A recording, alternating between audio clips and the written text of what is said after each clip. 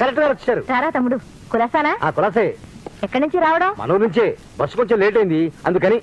ఆహా, సరిగ్గా భోజన టైంకి వచ్చాను. బావా ఇంక నువ్వు తప్పించుకోలేవు. అకే నాకు కూడా వడ్డించేవి. మీ తమ్ముడికి కూడా వడ్డించవే.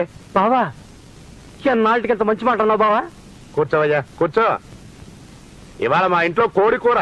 కోడి కూర? ఆహా, మాత్రం ఏది చూరుకు వెళ్లాడుతోంది అదిగో.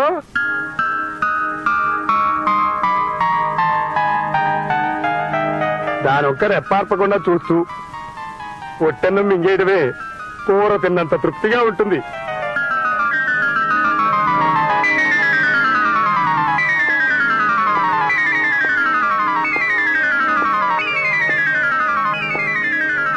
అన్నానన్నా, నా రాజ్యం ఇలా పాడైపోయింది.